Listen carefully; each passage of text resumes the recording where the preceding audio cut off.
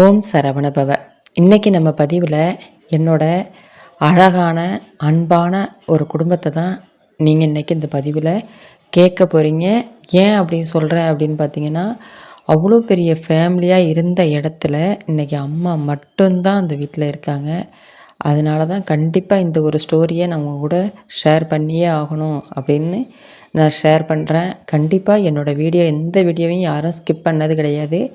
ஏன்னா எல்லாமே ரொம்ப நீங்கள் ஆத்மார்த்தமாக சொல்கிறீங்க அக்கா அப்படின்னு சொல்லி நிறைய பேர் பதிவிலேயே சொல்லியிருக்கீங்க. அதனால் கண்டிப்பாக இந்த ஒரு அன்பான இந்த கூட்டு குடும்பத்தை கண்டிப்பாக நீங்களும் கேட்கணும். இன்றைக்கி அம்மா மட்டும் ஏன் இப்படி தனிமையில் இருக்காங்க அப்படிங்கிறதையும் தெரிஞ்சுக்கோங்க. இப்போ வந்து பார்த்திங்கன்னா ஆத்தா தாத்தா என்னோட வந்து பிறந்த வீட்டு சொந்தத்தை தான் நான் சொல்கிறேன். ஆத்தா தாத்தா அப்பா அம்மா அண்ணன் அக்கா நான் மொத்தம் எத்தனை 7 பேர் இருந்திருக்கோம் பாருங்கள். நான் அக்கா அண்ணன் தான் மூப்பு, அதுக்கடுத்தது அக்கா நான் தான் கடைக்குட்டி. அப்போ 3 பேர் அம்மா அப்பா ஆத்தா தாத்தா. அப்போ இத்தனை பேர் இருந்த ஒரு வீடு எப்படி இருந்திருக்கும் நீங்களே நினச்சி பாருங்கள். அதுவும் வந்து பார்த்திங்கன்னா வீடு எல்லாமே அந்த காலத்தில் கட்டினது. அந்த பழைய காலத்து வீடு சொல்லுவாங்கள்ல, அதுமாரி பழைய காலத்து அந்த தூணெல்லாம் வச்சு ஓட்டு வீடு, தூணெல்லாம் வச்சு கட்டின வீடு. பெரிய பெரிய திண்ணை இருக்கும், பெரிய வீடாக இருக்கும். அந்த வீட்டுக்குள்ளே வந்து பார்த்திங்கன்னா அரண்மனை வீடு, இந்த பயங்கரமாக பேய் படத்துலலாம் வரும் பாருங்க, அந்தமாரி பெரிய வீடாக இருக்கும். அதில் தான் நாங்கள் இந்த 7 பேர் இருந்திருக்கோம். அவ்வளோ ஒரு சந்தோஷமாக, அந்த ஒரு விவரம் தெரியாத வயசில் அவ்வளோ சந்தோஷமாக நாங்கள் வாழ்ந்திருக்கோம் அந்த வீட்டில். இப்போ அதே வீட்டில் வந்து அம்மா மட்டும் தனிமையில் இருக்காங்க அப்படிங்கிறத நினைக்கும்போது எனக்கு ரொம்ப வேதனையாகவே இருக்கும் சில நேரம். இது ஏன் இந்த அளவுக்கு அந்த முருகன் வந்து இப்படி தனிமைப்படுத்தினா அப்படிங்கிறது எனக்கு தெரியலை. ஆனால் அம்மா அந்த அளவுக்கு சாமி அப்படி கும்பிடுவாங்க. பொழுதன்னைக்கு எல்லா கோயிலுக்கும் போயிடுவாங்க. அப்படி சாமி கும்பிட்டும் அம்மா வந்து இந்த அளவுக்கு ஒரு தனிமையில் வாடுறாங்களே, அதுக்கு என்ன காரணங்கிறது எனக்கு தெரியலைங்க. அப்போ வந்து ஆத்தா தாத்தா நாங்கள்லாம் சின்ன பிள்ளையா இருக்கிறோம். அப்போயே வந்து பார்த்திங்கன்னா தாத்தா வந்து இறந்து போயிடுறாங்க. தாத்தா இறந்ததும் சரி வயசாகிட்டு, தாத்தாவுக்கு 80 வயசாகி தான் இறந்தாங்க. ரொம்ப ஏஜ் ஆகி 80 வயசாகி தான் தாத்தா இறந்தாங்க. தாத்தா இறந்ததும் நாங்கள் ஆத்தா எல்லோரும் இருந்தோம். அப்போ வந்து பார்த்திங்கன்னா அப்போ தான் வந்து அண்ணன் வந்து பார்த்திங்கன்னா வெளிநாடு போகணும். நான் தான் இதை ஏற்கனவே ஒரு ஸ்டோரியில் சொல்லியிருக்கேன் பாருங்களேன். அண்ணன் வந்து வெளிநாடு போயே ஆகணும்னு அவங்க நண்பர்களோட சேர்ந்துக்கிட்டு அண்ணன் வெளிநாடு போயிட்டு அங்கேயே ஒரு மாதிரி ஆக்சிடெண்ட் ஆகி அண்ணன் அங்கேயே இறந்துட்டாங்க. அப்போ வந்து அக்காவை மட்டும்தான் நாங்கள் கல்யாணம் பண்ணி கொடுத்துருந்தோம். அண்ணன் இறந்தப்போ பார்த்திங்கன்னா அக்கா மட்டும் கல்யாணம் பண்ணி போயிட்டாங்க. அப்போ வந்து அண்ணன் வந்து மலேசியாவிலே இறந்துட்டாங்க. அண்ணனை வந்து ஊருக்கெல்லாம் கொண்டுட்டு வர முடியலை. அப்பாவும் வேண்டாம், இங்கே எங்களால் அதை பார்க்குற சக்தி எங்களுக்கு இல்லை, வேண்டான்ட்டாங்க அப்பா. அதனால வந்து பார்த்திங்கன்னா அப்படி தான் போயிட்டு அண்ணன் போனதுக்கு பிறகு ஒரு 1 இயர் கிட்ட அம்மா அப்பாவோட வலி வேதனை அதெல்லாம் சொல்லவே முடியாதுங்க. வார்த்தையால் சொல்ல முடியாது. அவ்வளோ வலி வேதனை.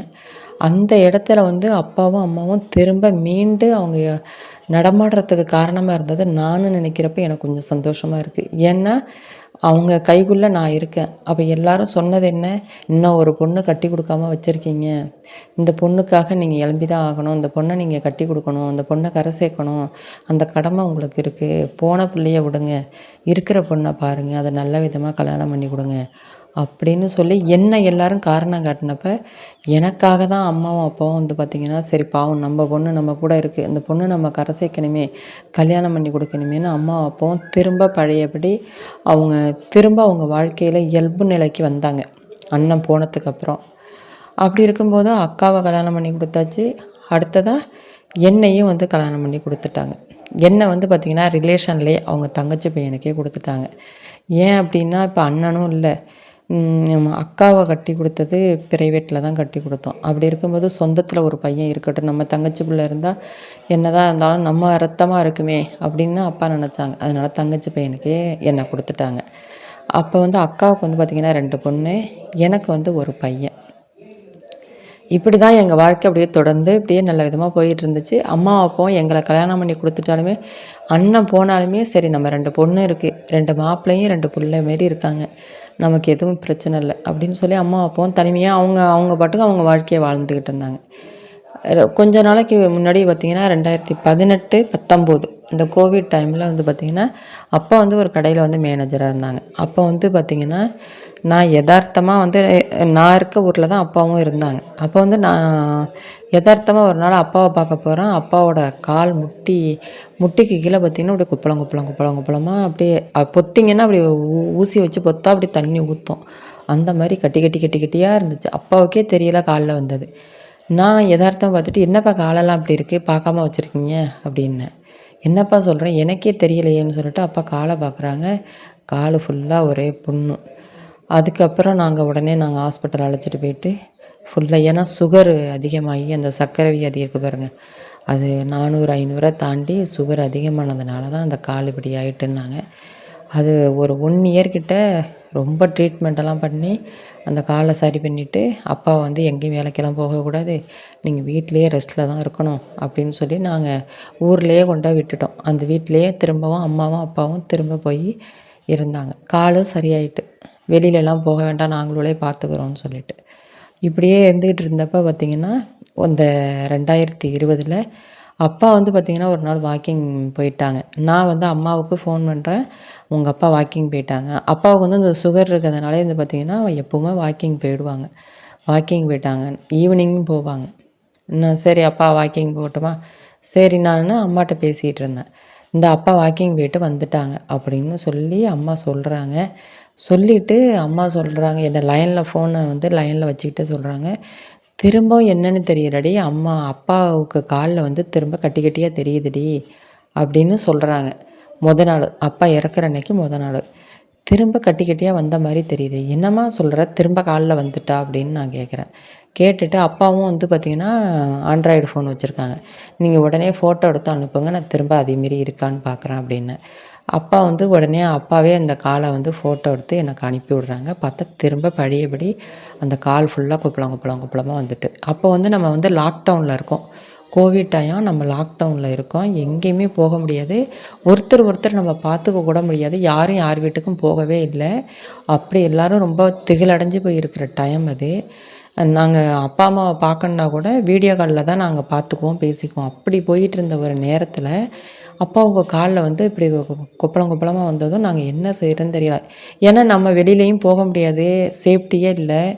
எதையுமே தொடக்கூடாதுன்னாங்க. எப்படியெல்லாம் கோவிட் டைமத்துல பயமுறுத்துனாங்க. ஒரு காய்கறி வாங்குனா கூட அத போட்டு அலசணும். ஒரு பழம் வாங்குனா அலசணும். மாஸ்க்க மாட்டிக்கிட்டே அலைஞ்சோம். ஒரு இடத்துக்கு கூட வெளியில போக முடியாம நின்னோம். அப்படி கொண்ட நேரத்தில, கால்ல இப்படி திரும்ப வந்தா நம்ம என்ன செய்ய போறோம்? அப்படிங்கிற ஒரு மனவேதனை அதிகமாயிட்டு. யாரு? எல்லாருக்குமே. எங்க அக்கா, நான், எங்க வீட்டுக்காரவங்க, அதேபோல எங்க அம்மா, அப்பா அவங்களுக்கே ஷாக் ஆயிட்டு. சரி இருந்தாலும் பரவால்ல. பக்கத்துல ஒரு டாக்டர் இருக்காரு. நாங்க அங்க போயிட்டு பார்த்துட்டு சொல்றோம்ப்பா அப்படின்னு அப்பா சொல்றாங்க. சரிப்பா எதுனாலும் பார்த்துட்டு சொல்லுங்கன்னுட்டு எல்லாம் அவங்கவங்க வீட்டிலேயே தான் நாங்க பாதுகாப்பா இருக்கோம். ஏன்னா அவங்கவங்க புள்ளைங்கள வச்சிருக்கோம்ல. நம்ம டக்குன்னு எங்கேயும் கிளம்பி போக முடியல. நம்ம இந்த மாரி அவங்க இறந்து போக போறாங்கன்னும் நினைக்கல. ஹாஸ்பிட்டல் போயிட்டு வந்துட்டாங்க. போயிட்டு வந்து அப்பா வந்து ஃபோன்ல பேசுறாங்க. நான் போயிட்டு வந்துட்டேன்ப்பா பார்த்துட்டேன். அப்படின்னு சொல்லிட்டு சொல்றாங்க. வாயெல்லாம் வந்து ஒரு மாதிரி கொளறி பேசுறாங்க. ஏன்ப்பா இப்படி கொளறி பேசுறீங்க? உங்களுக்கு என்னப்பா பண்ணது? ஏன்ப்பா இப்படி பேசுறீங்கங்கிறோம். அப்பாவுக்கு வந்து என்ன சொல்றதுன்னே தெரியல. அன்னைக்கு ஃபுல்லா வந்து பார்த்தீங்கன்னா, யூரினே போகாம இருந்திருக்காங்க. அப்பாவுக்கே யூரின் போனோமா, போகலையாங்கிறதே தெரியாத அளவுக்கு அப்பாவுக்கு சிந்தனையே இல்லாம யூரினே போகாம இருந்திருக்காங்க. அப்போ வந்து நைட்டு படுக்கிறப்ப தான் சொல்றாங்க, அன்னைக்கு ஃபுல் டே யூரினே போகலன்னு. "ஐய்யய்யோ! என்னம்மா இப்படி சொல்றீங்க?" அப்படின்னு சொல்லிட்டு, "நீங்க எதுனாலும் நான் காலைல வந்து நாங்க பார்க்குறோம்." அப்படின்னு சொல்லிட்டு, நாங்க நைட்டு எப்படியோ மாத்திரைய போட்டுட்டு அப்பாவ படுக்க வச்சுட்டு அம்மாவும் படுத்துட்டாங்க. அந்த கால் கட்டி வேற தண்ணி பாட்டுக்கு ஊத்திக்கிட்டே இருக்கு. அதனால அப்பாவுக்கு வந்து கால்ல கீழ சாக்க போட்டுவிட்டு, அதில வந்து அப்பாவ படுக்க வச்சிருக்காங்க. காலையில 4 மணிக்கெல்லாம் எனக்கு தூக்கம் இல்ல. என்னமோ அப்பா ஃபுல் டே யூரினே போகலன்னாங்களே. இப்போனாலும் விடியற் காலையில எழும்பி எதுவும் யூரின் போனாங்களான்னு கேட்போமே. அப்படின்னு சொல்லிட்டு எதார்த்தமா சொல்லிட்டு, அப்பாவுக்கு வந்து ஃபோன் பண்ணுவோன்னு அப்பா ஃபோன் நம்பருக்கு அடிக்கிறேன். அம்மாவுக்கு வந்து அந்த டச்சு ஃபோன இப்படி இழுத்துவிட்டு பேச தெரியாது. அம்மா வந்து சாதாரண நார்மல் ஃபோனு தான் பேசுவாங்க. அப்பாவோட ஃபோன வந்து அம்மாவுக்கு ஆன் பண்ண கூட தெரியாது. அப்படி இருக்கும்போது வந்து ஃபோன் அடித்ததும் வந்து பார்த்திங்கன்னா, இந்த பக்கத்து வீட்டில உள்ள ஒரு பொண்ணு வந்து ஃபோனை எடுக்குறாங்க. என்னடா இந்த நேரத்துக்கு 4 மணிக்கு பக்கத்து வீட்டு பொண்ணு வந்து ஃபோனை எடுக்குதே என்னன்னு தெரியலையே! அப்படின்னு பார்த்தா, அப்பா வந்து இறந்து போயிட்டாங்க அப்படின்னு சொன்னாங்க. அந்த சொன்ன அந்த செகண்டு எப்படி இருக்கும்னு நினச்சி பாருங்கள். நம்ம ஒருத்தர் ஒருத்தர் பார்த்துக்க முடியலை, பேச முடியலை, என்ன நடந்துச்சு எதுவுமே தெரியலை. திடீர்னு ஒரு நாள் ஃபோன் பண்ணி அப்பா இறந்து போயிட்டாங்க. நாள் வரைக்கும் பேசிகிட்டு இருக்காங்க. மறுநாள் விடிய காலையில் 4 மணிக்கு ஃபோன் பண்ணால் அப்பா இறந்து போயிட்டாங்கன்னு சொன்னேன். அப்போ எவ்வளோ கஷ்டமாக இருக்கும். சரின்னுட்டு நாங்கள் உடனே கிளம்பி போயிட்டோம். என்னன்னு தெரியலையே, இந்த மனுஷனை இப்படி போய் பார்க்குற சூழ்நிலை ஆயிட்டே அப்படின்னுட்டு கொரோனான்னு சொல்லிட்டு ஒரு 1 இயருக்கு மேலே நாங்கள் நேராக பார்த்துக்கல, பேசிக்கல. அப்படி இருந்தபோது இப்படி போய் பார்த்தா அப்பாவை அப்படியே சடலமாக பார்க்கவே முடியல. அவ்வளோ கஷ்டமாக இருந்துச்சு. அவ்வளோ கத்துனோம், அவ்வளோ கதறணும். அதுவும் இந்த பொண்ணுவெல்லாம் எந்த பொண்ணுகளும் சரி, இப்போ நீங்களாக இருந்தாலும் எந்த பொண்ணாக இருந்தாலும் சரி, அதை அந்த பொண்ணுங்களால் ஏற்றுக்க முடியாது. பையனுங்க கூட அந்த கண்ட்ரோல் பண்ணிக்கிட்டு கண்ணு தண்ணியை அழுவாமல் கண்ட்ரோலாக இருந்துருவாங்க. ஆனால் அந்த பொண்ணுங்களால் அந்தமாரி கண்ட்ரோலாக இருக்க முடியாது. அவங்க கடந்து கத்தி கதறி அவங்க ஆதங்கத்தை வெளிப்படுத்தினா தான் அவங்களுக்கு அந்த சோகம் தீரும். அதேமாரியே தான் நாங்களும் கதறணும், கடந்து தவித்தோம். எங்களுக்கே எப்படி இருக்குன்னா அம்மாவுக்கு எப்படி இருக்கும். அதான் அம்மா இறக்குறப்ப கூடவே இருந்திருக்காங்க. அதுலேயும் எங்கள் அம்மா ஒரு அப்பாவி. அம்மாவுக்கு எப்படின்னா 4 மணிக்கு அம்மா எப்படி இறந்துருக்காங்கன்னு கேளுங்க. அம்மாவை அப்பா 4 மணிக்கு எழுப்பியிருக்காங்க. வா நம்ம யூரின் போயிட்டு வந்துடலான்னு. சரின்னுட்டு அம்மா ஏன்னா கால் முடியாததுனால அம்மா தான் கையை பிடிச்சி கொல்லை பக்கத்துக்கு அழைச்சிட்டு போயிருக்காங்க. அழைச்சிட்டு போனதும் பார்த்திங்கன்னா யூரின் வரவே இல்லையாம். சுத்தமாக யூரின் வரலங்குவோம். அப்போ அப்பா அம்மாவுக்கு ஆறுதல் சொல்கிறாங்களாம். இதுமாரி காலில் கட்டி இருக்குல்ல, அந்த கட்டியாலேயே தண்ணி போய்கிட்டே இருக்குல்ல அந்த கால்லேருந்து, அதனால தான் எனக்கு யூரின் வரல, நீ எதுவும் பயப்படாத அப்படின்னு எங்கள் அம்மாவுக்கு ஆறுதல் சொன்னாங்களாம். சொல்லிவிட்டு ஒரு மாதிரி படபடப்பாக வந்திருக்கும் பிறகு போய் சேர் எடுத்துகிட்டு வா, எனக்கு கொஞ்சோண்டு வெந்நீர் போட்டு எடுத்துகிட்டு வான்னு சொல்லிவிட்டு 4 மணிக்கு அம்மா போய் ஒரு சேர் எடுத்தாந்து போட்டிருக்காங்க.